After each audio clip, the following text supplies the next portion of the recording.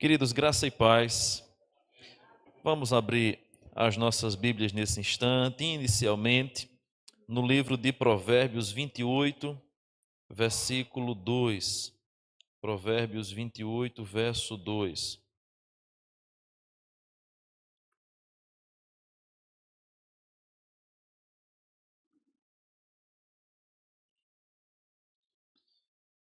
Para aqueles que estão nos visitando hoje, nós estamos trabalhando agora neste semestre uma nova série intitulada Formando Líderes aos Pés da Cruz. Nós terminamos de trabalhar uma série chamada A Bíblia que Jesus Usava, e agora nós estamos vendo essa série com o propósito de gerarmos em nossa igreja, em nossa comunidade, mais líderes dispostos a trabalhar para o Senhor, bem como aperfeiçoar de alguma maneira aqueles que já lideram de alguma maneira, em algum ministério, em alguma área na igreja, através também desses estudos. Então, hoje, nós vamos em Provérbios 28, versículo 2. Provérbios foi lido aqui no início do culto, mas eu queria reler apenas o verso de número 2 desse texto. Provérbios 28, 2.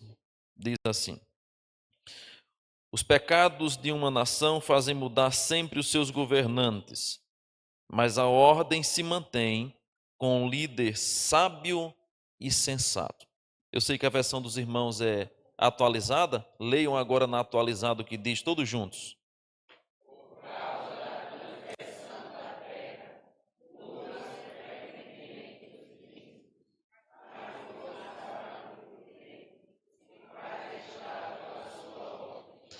Duas versões, a que eu trouxe hoje aqui, NVI, a dos irmãos, a atualizada, mas o propósito é claro aí em Provérbios. Uma liderança sensata e sábia mantém a ordem.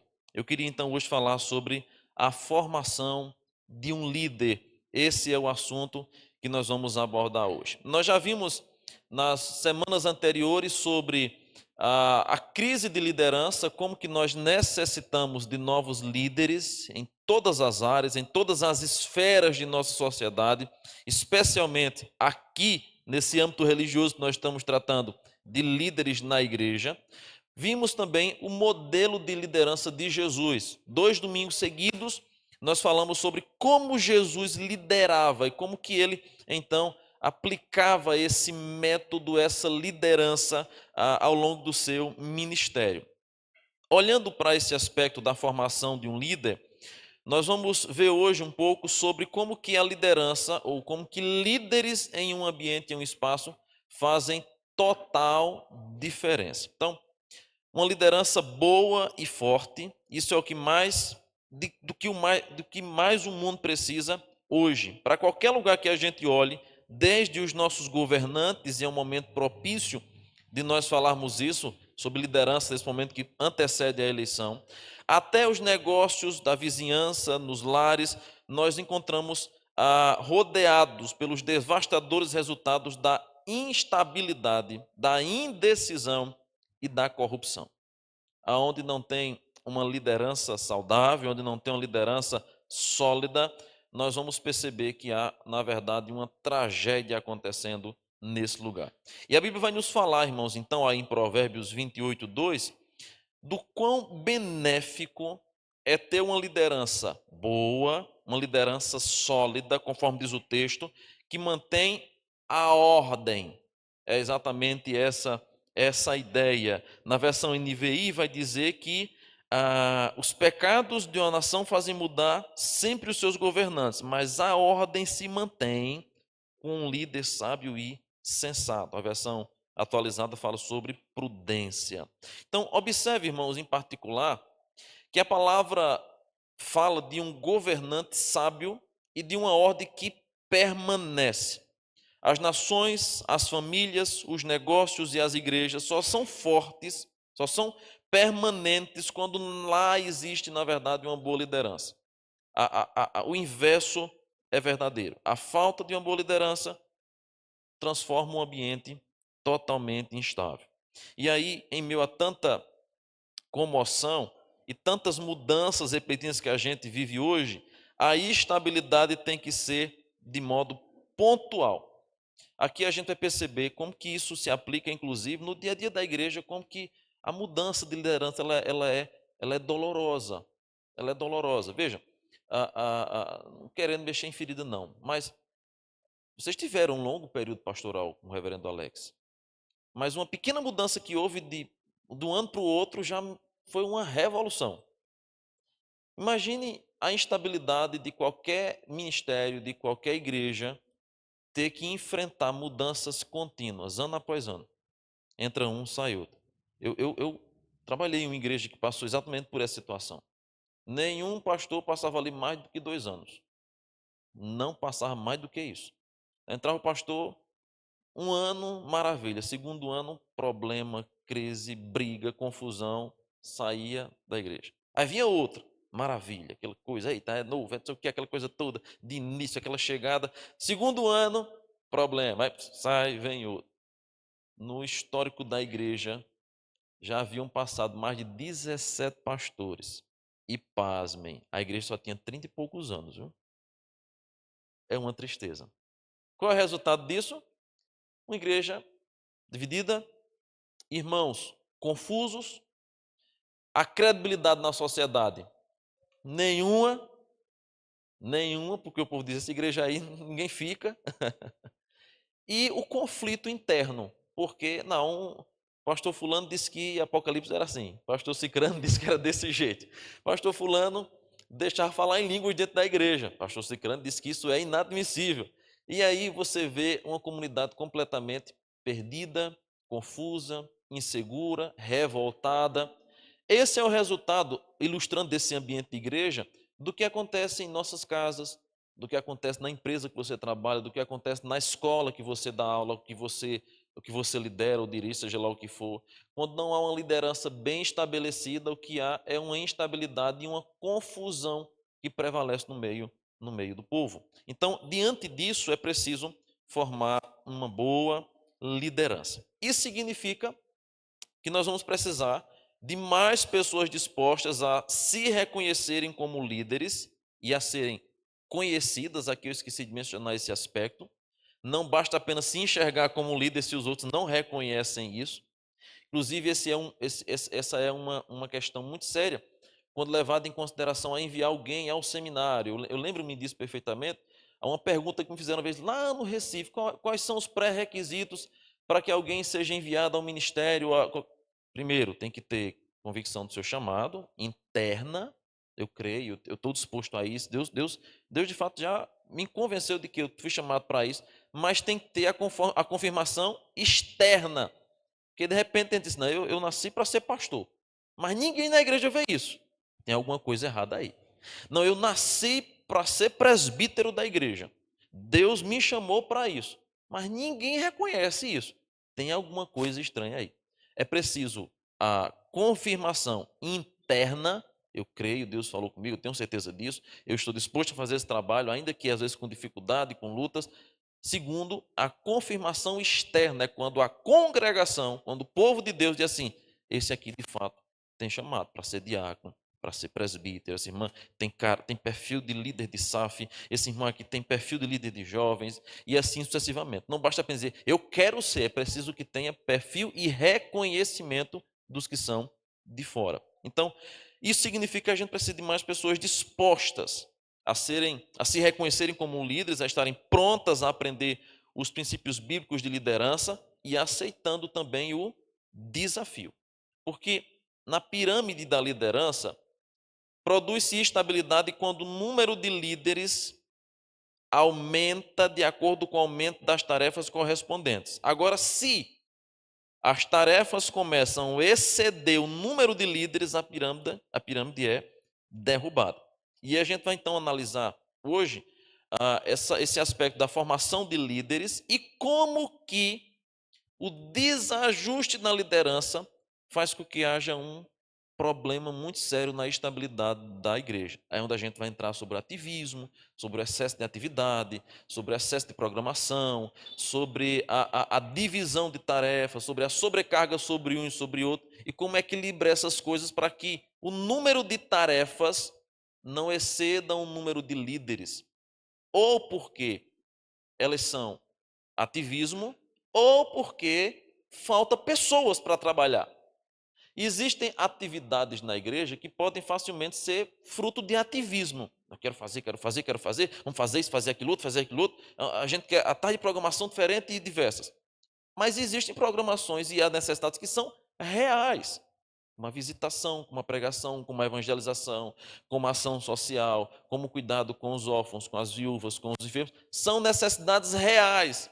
E quando essas necessidades reais não são atendidas, o problema não são o excesso delas, mas a ausência de líderes novos para trabalharem atuando junto. Então, são duas coisas que a gente vai trabalhar aqui.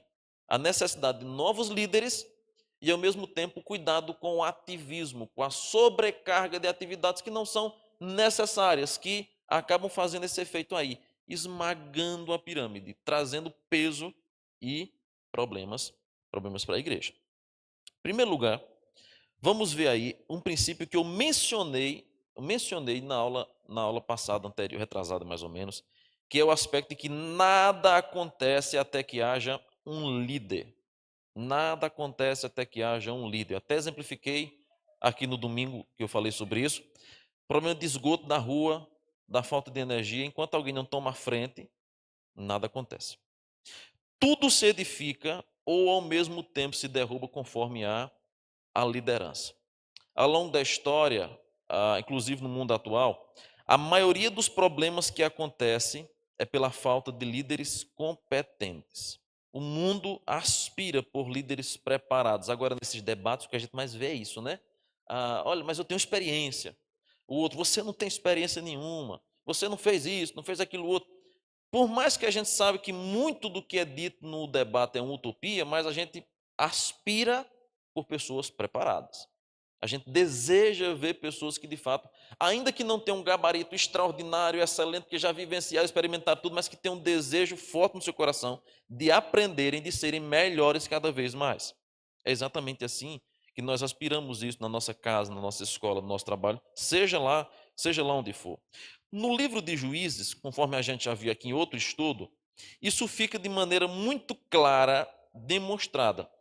Quando não havia um líder, cada um fazia o que bem entendia nesse sistema cíclico que eu falei quinta-feira lá na Lagoa de São José.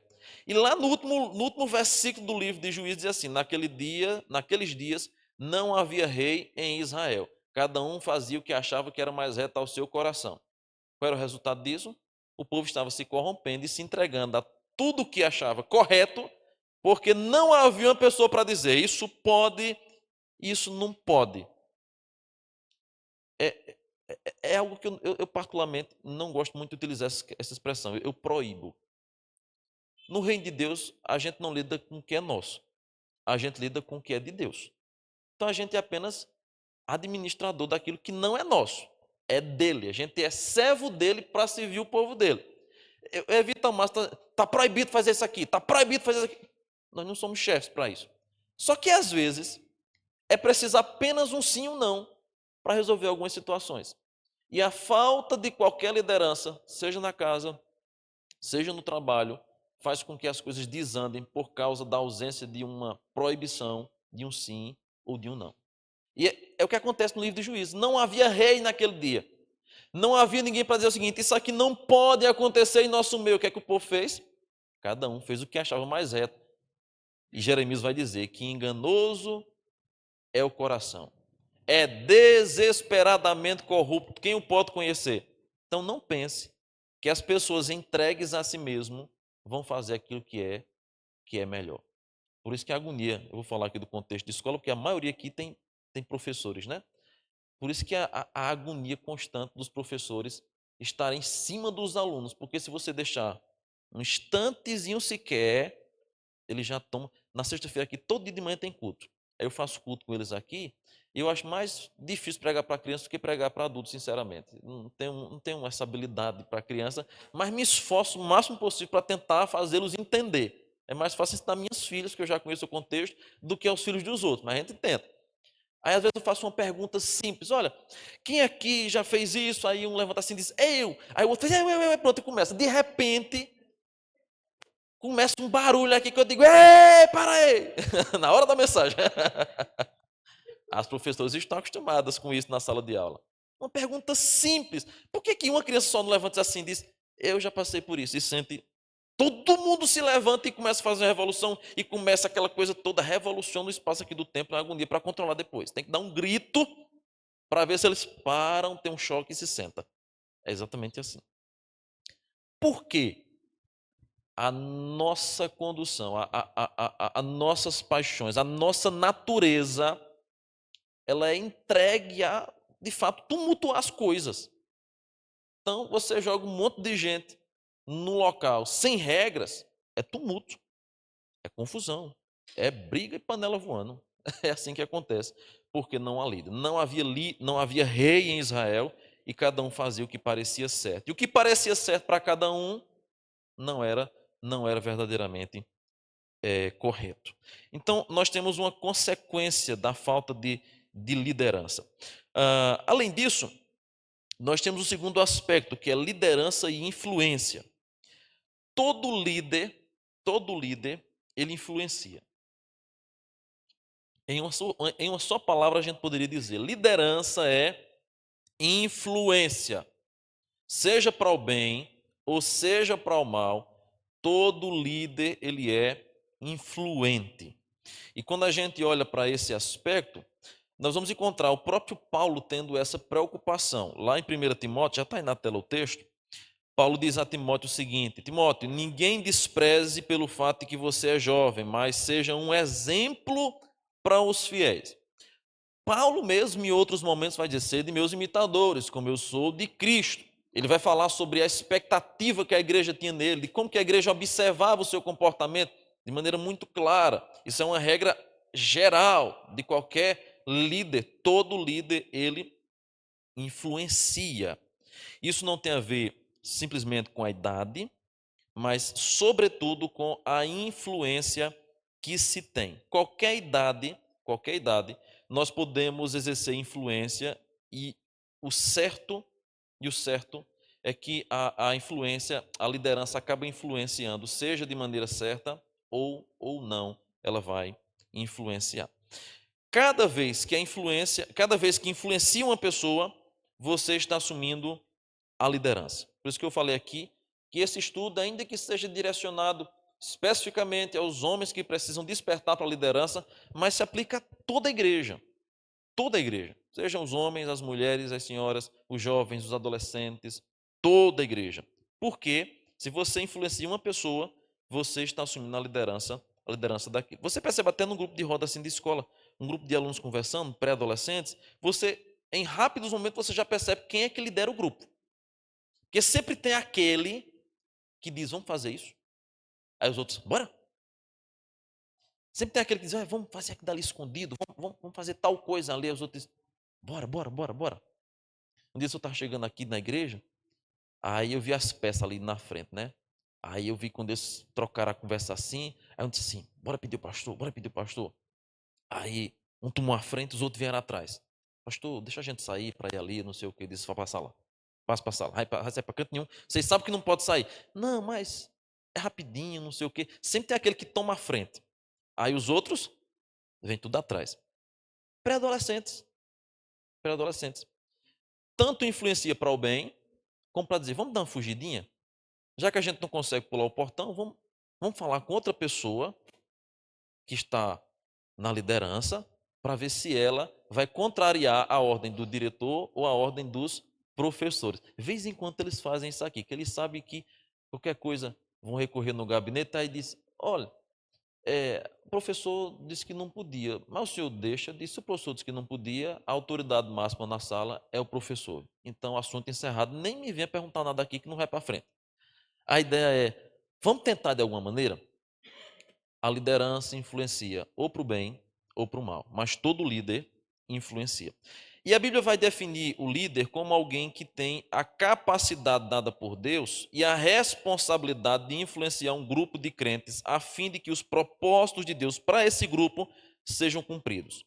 Um dos maiores exemplos que a gente tem, e a gente vai usar muito aqui, é o exemplo de Neemias. Você quer ver um exemplo de líder na Bíblia Sagrada? Neemias. Eu creio que A maioria dos livros que foram escritos sobre liderança estão baseados em alguns personagens principais, mas o maior deles que se destaca mais é Neemias. Boa parte da literatura cristã sobre liderança, que eu já pesquisei e li, a maioria aponta Neemias como sendo esse exemplo de líder nato. Por quê?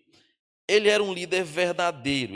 Havia aquela questão da preocupação, que depois a gente vai estudar aquele capítulo todo. Havia aquela questão da preocupação dele por um povo, mesmo ele estando distante. Porque ele compreendia, em segundo lugar, o que era preciso fazer. Ele tinha consciência da necessidade do que ele, como líder, precisava atuar e agir naquela área. E terceiro, porque ele se organiza para realizar proezas incríveis em tempo recorde.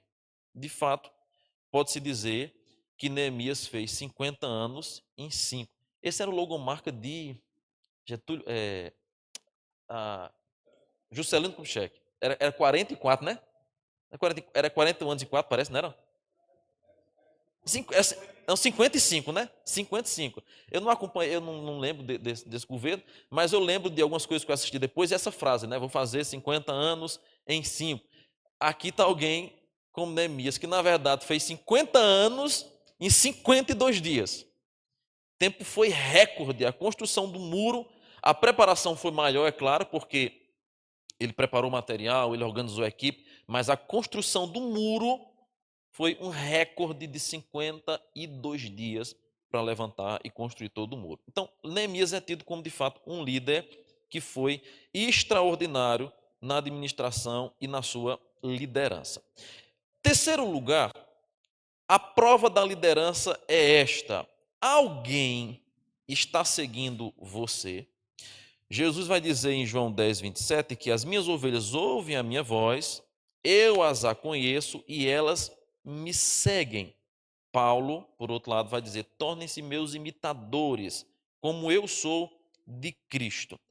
A gente não duvida o fator de que a gente precisa seguir primeiro e prioritariamente a Cristo, mas ao mesmo tempo nós gostamos de buscar algumas aspirações humanas para isso. Veja, por favor, aí, Hebreus capítulo 12.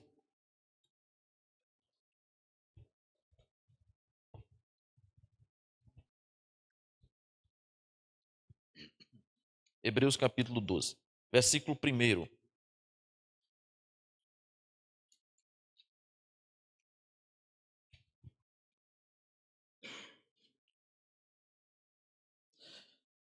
Deixa eu mexer um pouquinho com vocês.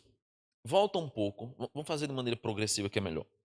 Vai em Hebreus 10, volta uma página, Hebreus 10, 25. Vamos de maneira progressiva que é melhor de entender o texto, né? Hebreus 10, 25. 25. Aí diz aí, ó: não deixemos de congregar, como é costume de alguns. Tem toda a restante da demonstração, a estimular os irmãos, tudo mais, porque o dia se aproxima. Não deixe de congregar. Aí vai lá agora. Capítulo 11, veja por favor. Nós temos aí o aspecto da fé, um texto conhecido de todos nós, um capítulo que a gente conhece de cor salteado. Só que aí, do versículo de número 4 em diante, nós encontramos agora a menção de alguns personagens, pela fé Abel, pela fé Enoque, pela fé Noé, pela fé Abraão, pela fé, deixa eu ver aqui mais, Jacó, José, Moisés, a prostituta Raabe, Sansão, Jefté, Davi, Samuel, lá no versículo 32. Você tem Hebreus capítulo 10, a recomendação, irmãos, não deixem de congregar como é costume de alguns. A nossa fé não se baseia, irmãos, nas circunstâncias. Lá no versículo 39, nós não somos os que retrocedem, nós somos aqueles que prosseguem, que cremos, que somos salvos por conta disso. Capítulo 11 vem uma ilustração de um monte de gente que passou. Aí chega o capítulo 12, versículo 1 agora. Ele diz: portanto, também nós, uma vez que estamos rodeados por tão grande nuvem de testemunhas, livremo-nos de tudo que nos atrapalha e do pecado que nos envolve e corramos com perseverança a corrida que nos é proposta, tendo os olhos fitos em Jesus, o autor e consumador da fé. Preste atenção em duas coisas.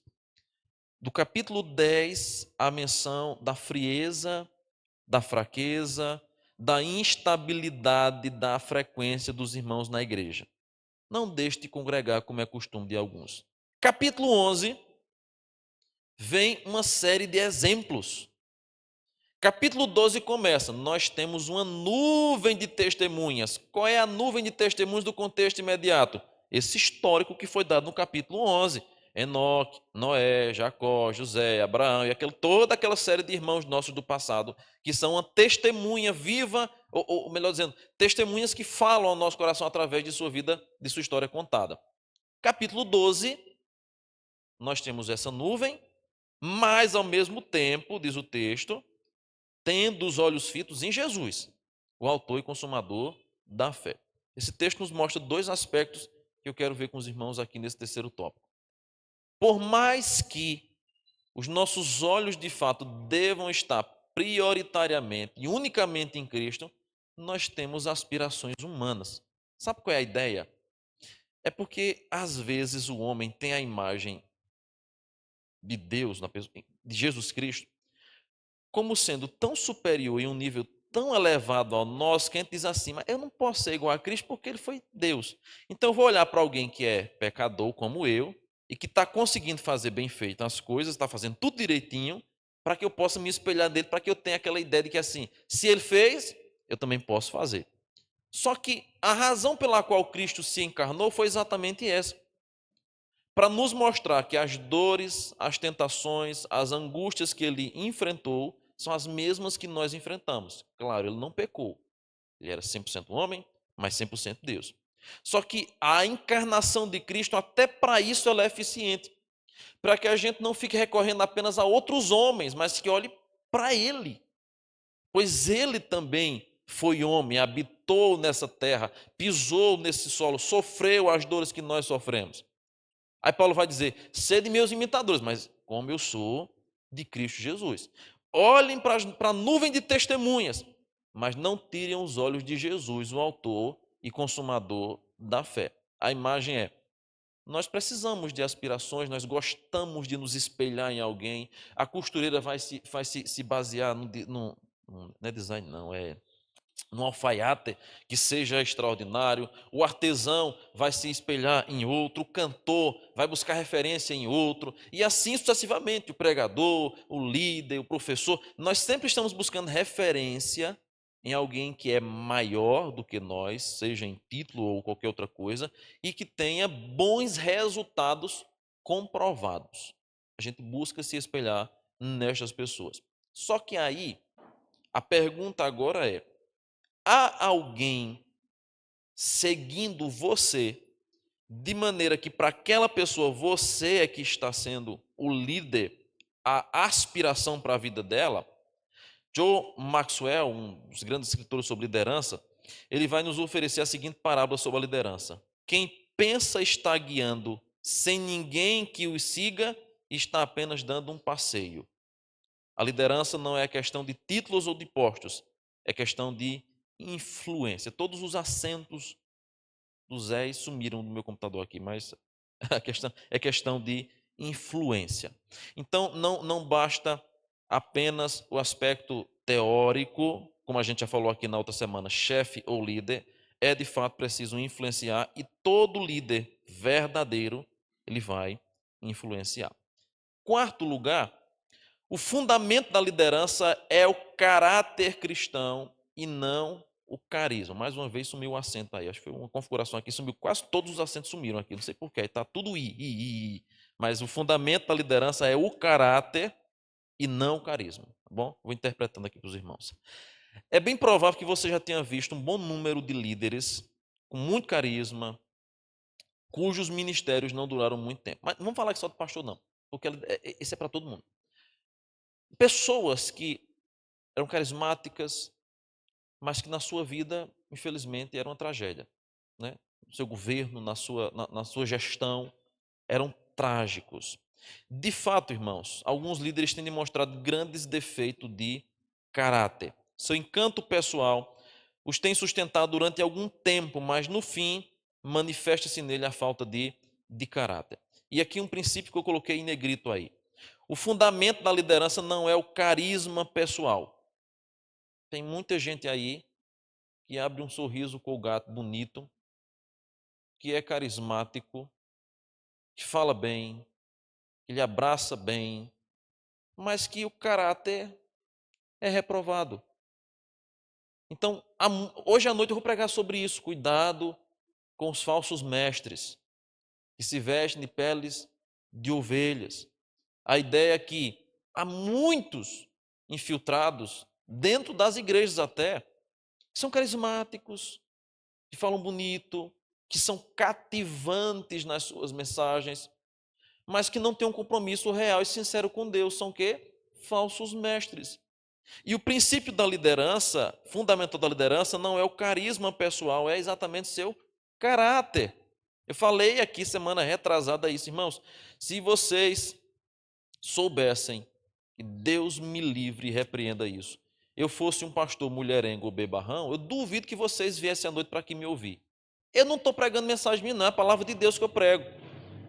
Mas vocês ficarão incomodados ao saber que quem está pregando não tem um caráter aprovado. Aí eu até ilustrei aquele exemplo das congregações aqui da nossa igreja. Pode ser o melhor pregador. Olha, eu conheci um camarada lá no Recife, mestre. Pense no Nordeste, eu acho que é um dos melhores em termos de teologia bíblica e de conhecimento de línguas originais. Este cara é fantástico, professor como nunca se viu. Não fui meu professor, mas eu ouvi relatos, eu ouvi algumas aulas assim de você quebrar o queixo assim, de, meu pai, como é que pode? Que conhecimento extraordinário. O camarada quebrou 3 igrejas. Passou por uma igreja, a igreja quase fecha as portas. Passou por outra, quase fecha as portas. Passou pela terceira, foi pior ainda. Se separou da mulher e agora posta foto na rede social bebendo com a amante. Vê que tragédia. Vê que tragédia. Tem carisma, tem conhecimento, tem um bom nome, mas não tem caráter. E na liderança não é o carisma, não é o conhecimento, não é as super habilidades que você vai ter que vai lhe garantir ou que vai lhe sustentar ao longo da jornada. Caráter, aquilo que o reverendo Ronaldo Lindório diz. A reputação é aquilo que os homens dizem a nosso respeito. Caráter é aquilo que os anjos de Deus assistem na nossa maior intimidade. É aquilo que os anjos dizem a Deus a nosso respeito. É o nosso caráter. E o fundamento da liderança não é carisma pessoal, mas é caráter. O carisma não tem nada a ver com o que torna um líder eficaz. A liderança não tem a ver com a personalidade encantadora e chamativa. Um grande sorriso, uma voz de veludo. O que você precisa, na verdade, é de caráter e de credibilidade. A liderança é influência. E sem credibilidade, sua influência também não vai muito longe. Não vai muito longe. Até consegue ganhar um seguidor, andar um período, mas não vai muito longe. Além disso, não há um tipo de personalidade para os líderes. Uma coisa curiosa na Bíblia Sagrada é que a gente vai perceber na Bíblia um mistão de personalidade. Tem até um livrinho chamado assim, Temperamentos Transformados, Tim Herley, alguma coisa assim. Eu sei que o nome dele é Tim, é a operadora. Tim alguma coisa. Eu nunca cheguei a avaliar esse livro, eu li no passado. Quando eu li no passado, gostei, mas eu precisaria ler de novo hoje para ver se as convicções teológicas estão corretas e se a minha leitura lá não foi equivocada. Mas, aparentemente, é um material muito bom. E ele faz uma seguinte a estrutura. Pega personagens bíblicos, apresentando as características do temperamento e mostra como que o Senhor transforma esse temperamento. Isso é visto, por exemplo, na maneira como a gente tem a escritura bíblica. Eu falei aqui sobre escrita bíblica, coisa e tudo mais, mas deixa eu reprisar para você. Você lê uma carta de Paulo e você lê uma carta de Pedro. Na carta de Paulo, ainda que seja inspirada por Deus, você vai perceber as particularidades da escrita de Paulo. Se você vai no texto grego, por exemplo, você vai perceber que Paulo utiliza de um vocabulário muito mais elevado do que Pedro. Aí você vai ler Pedro, é mais simples de você entender, até mesmo no português, que a gente está aqui, nós temos aqui uma transliteração, melhor dizendo, a tradução de cópias e traduções e mais traduções até chegar no português. Mas até mesmo em nossa língua, a gente percebe que é mais fácil entender Pedro do que entender, por exemplo, a carta de Paulo aos Romanos, o maior tratado teológico de todos os tempos. Você se identifica mais com 1ª e 2ª Pedro pela facilidade do conteúdo. Você vai para Romanos, você fica dando um nó na sua cabeça assim. Peraí, Paulo está dizendo isso aqui e aquilo não diz o contrário? Peraí, você lê de novo para você tentar mastigar e entender aquele negócio. Ainda que Deus tivesse inspirado eles, Deus não roubou-lhes a personalidade. Por que nós temos, por exemplo, evangelhos sinóticos? Mateus, Marcos e Lucas. Os evangelhos praticamente dizem a mesma coisa em muitos dos textos. Mas por que uma narrativa é diferente da outra? É porque é contraditório? Não. É porque Deus preservou a personalidade de cada um deles. Você vai ler um relato de Mateus, normalmente Mateus é mais conciso. Você vai para Lucas, ele é mais detalhista. É como que o relatório do fim de um dia de trabalho de uma mulher e do homem. Como foi o dia de trabalho? Na minha cabeça, foi bom. Mas a da mulher? Teve isso, tem não sei o que, tal, chegou fulano, fez ciclano. Vocês não fazem isso, eu sei. Mas normalmente o relato é... Aí as nossas esposas ficam, sim, mas e aí, o quê? Né? Entrega a encomenda a fulano. Disse o quê? Recebeu? Não, entreguei a encomenda, pronto, não tem mais para que saber. Não é para entregar a encomenda? Está entregue. Sim, mas disse o quê? E para que saber esse negócio? Vocês o que é que diz? Mas vocês perguntam. Minha bisavó perguntava, minha avó perguntava, minha mãe perguntava, minha esposa pergunta. E minhas filhas já perguntam. Eu digo, o que é isso, meu Deus do céu? É o chifre. Personalidade, cada um tem um jeito. Deus preservou a personalidade de Lucas, preservou a personalidade de Mateus e a personalidade de João, cada um com um jeito de escrever. A mesma coisa acontece no aspecto da liderança. Deus não saiu escolhendo assim uma série de líderes iguaizinhos em características. Pelo contrário, ele pega um misto de pessoas totalmente diferentes de umas das outras. Depois, se Deus quiser, nós vamos estudar sobre os 12 apóstolos. E a gente vai perceber como que eles são diferentes demais um do outro. Diferentes demais um do outro. Mas o que é que acontece nisso? Deus utiliza cada um deles com a personalidade que eles tinham, com as características que eles tinham, para um propósito determinado. Qual é o sentido disso? Qual é o propósito de Deus em meio a isso? É mostrar a multiforme graça dele agindo na vida da igreja, na vida das pessoas. Que Deus vai utilizar cada um da sua maneira, da sua forma, até mesmo com as suas limitações, para que a sua vontade seja feita, porque a igreja é um corpo com muitos membros. Nenhum membro é igual ao outro, nenhum líder é igual ao outro. Aí você vai lá ouvir a pregação do reverendo Hernandes e ele está, meus amados irmãos. Aí você vai ver Paulo Júnior, arrependa-se, pecador. Ele diz isso lá na Consciência Cristã. Vocês acham que eu me pareço com quem? Né? Cada um tem uma personalidade.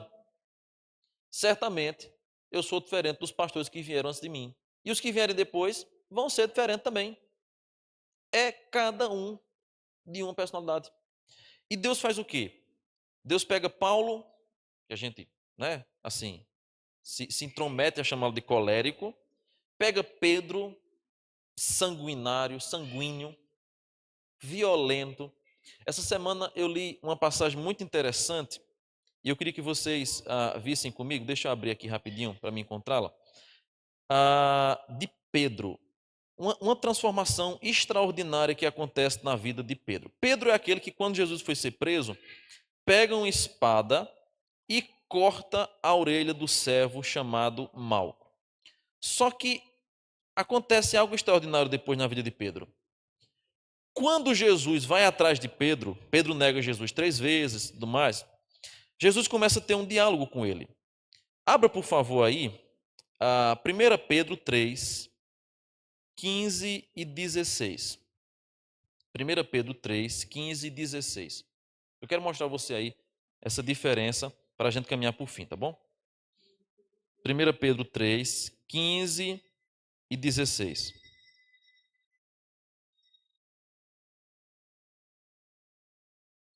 Aí Pedro diz assim: antes, santificai a Cristo como Senhor em vosso coração, estando sempre preparados para responder a todo aquele que vos pedir razão da esperança que há em vós, fazendo, todavia, com mansidão e temor, com boa consciência, de modo que naquilo que falam contra vós outros, fiquem envergonhados os que difamam o vosso bom procedimento em Cristo.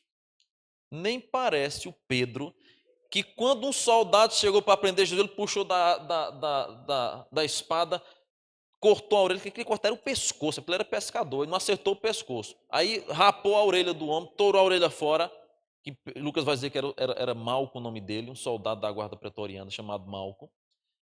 Aí é o mesmo que diz: Senhor, o Senhor não vai me lavar com isso, porque eu não sou digno disso. Se não lavar, você não participa. Então me dê logo um banho. Aí ele diz: Senhor, ainda que todo mundo te deixe, eu nunca te deixarei. Aí ele é o que nega Jesus 3 vezes, até pragueja para negar Jesus. Abandona o ministério, volta a pescar. Aí Jesus ressuscita, vai até o mar, encontra eles pescando, aí chama particularmente Pedro e faz 3 vezes a mesma pergunta: Pedro, tu me amas? Até que Pedro se entristece, Jesus diz: apacenta as minhas ovelhas. Aquele momento, eu creio, foi o divisor de águas na vida de Pedro. Ele já era chamado, ele já era apóstolo, mas naquele momento ele entendeu a principal lição que Cristo queria dar a ele. Pedro ficou revoltado quando Malco quis prender Jesus, só que Pedro depois negou Jesus. E ele agora percebe que Cristo volta atrás dele. Aí agora esse mesmo Pedro, o sanguíneo, está escrevendo: irmãos, quando vocês forem questionados a respeito de alguma coisa, estejam prontos para responder a razão da vossa fé, mas façam com mansidão, faça com temor, de boa consciência, para que vocês não sejam acusados. Nem parece o mesmo Pedro, né? Mas é o Pedro que Jesus chama e utiliza como instrumento nas suas mãos. Mesma coisa acontece com Paulo, perseguidor da igreja, mas agora perseguido por causa do evangelho. Nós temos o caso de Moisés, melancólico. Esse negócio de sanguíneo, mecólico, fleumático, é a ideia dos 4 temperamentos, tá? Dos temperamentos que tem. Depois eu posso falar sobre isso aqui. Não é minha área não, mas a gente se mete aí. E nós temos o caso de Abraão, fleumático. Abraão é aquele personagem que a gente mais fala, mas que foi um dos mais covardes que nós tivemos na Bíblia Sagrada. Irmãos, a atitude de Abraão de deixar sua esposa na casa de outro homem, a deixando inclusive exposta a ser usada sexualmente, foi uma covardia absurda da parte dele. Ele mentiu, ainda que fosse uma meia mentira, né? Ele de fato era meio irmão de Sara, mas deixou sua mulher exposta ao perigo. Temendo o quê? Sua vida. Temendo sua vida, arriscou a vida de sua esposa. E a Bíblia vai nos mostrar como que Deus usou estes homens, que de perfeitos não tinha absolutamente nada, como instrumentos poderosos na sua mão para o avanço do seu reino. Eles mudaram? Claro. A gente vai perceber claramente como que Paulo cresceu, como que Pedro cresceu, como que Moisés, que havia matado um servo hebreu por causa daquela maldade toda dos egípcios, agora estava totalmente transformado. No momento que se rebelavam contra ele, subia aquela ira que ele orava para que Deus fulminasse o povo. Depois ele mesmo dizia: vai lá, Arão, oferece sacrifício pelo povo. Deus transformou e usou poderosamente esses líderes para que fossem uma bênção no reino no reino de Deus. Então, veja, não é a personalidade, não é o estilo que vai determinar a liderança, é o caráter, e Deus vai chamar pessoas assim para fazerem a sua obra. Vamos um pouco mais? Ainda há um texto de Hebreus 13, versículo 7, que eu queria ver com os irmãos, e eu acho que eu vou parar nele porque já está dando 11 horas e tá bom. Hebreus capítulo 13, versículo 7.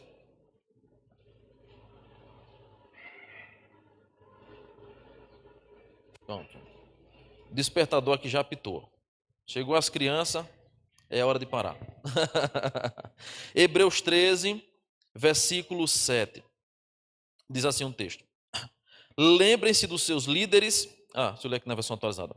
Lembrai-vos dos vossos guias, os quais os pregaram a palavra de Deus. E considerando atentamente o fim da sua vida, imitai a fé que tiveram. Perceba, na formação de líderes, nós precisamos, sobretudo, de caráter. Mas todo líder tem algumas características. Eu encerro com ela. Semana que vem a gente vai, na outra semana, melhor dizendo, a gente vai detalhando mais e emenda com outro princípio. Uma mensagem digna de ser lembrada. Um estilo de vida digno de consideração. E uma fé digna de ser imitada. Todo líder influencia. A pergunta é: nós estamos dispostos a liderar, a servirmos ao Senhor em alguma liderança, e podemos fazer isso certos de que a nossa vida, a nossa disposição de querer ser parecido com Cristo, vai de fato motivar pessoas a serem mais parecidas com Ele ou não? Nós precisamos formar líderes aos pés da cruz. Vamos parar por aqui, já deu 11 horas. Alguma pergunta dentro desse tema? Não? Então fica em pé, a gente para por aqui. Na outra semana, domingo que vem não, na outra semana, de hoje a 15, a gente prossegue. Vamos orar. Senhor amado, muito obrigado pelo privilégio de nessa manhã estarmos aqui em tua casa, aprendendo a tua palavra, tratando de assuntos concernentes à liderança e à necessidade de novos líderes para o teu reino e para a tua igreja. Venha, ó Pai amado, abençoar a cada um dos irmãos. Vem, Senhor, capacitar o teu povo para que dia após dia nós tenhamos uma comunidade aonde os dons, os talentos são exercidos de maneira variada para a edificação do teu corpo. Vem-nos, ó Deus, abençoar com líderes capazes, tementes a ti, com caráter aprovado, para que possam, ó Deus, se juntar à liderança da igreja e assim, ó Deus, nós conduzirmos este rebanho que não é nosso, mas é teu. Deus amado, vem utilizar o teu povo para que dia após dia nós possamos levar mais pessoas ao evangelho da cruz e com o teu Santo Espírito, usando as nossas vidas, que nós possamos ser exemplo para que estas pessoas possam vir até ti, Senhor. Abençoa, meu Pai, esta igreja, a cada um destes irmãos, a toda a liderança que já atua nesta igreja, em nome de Jesus. Amém e amém.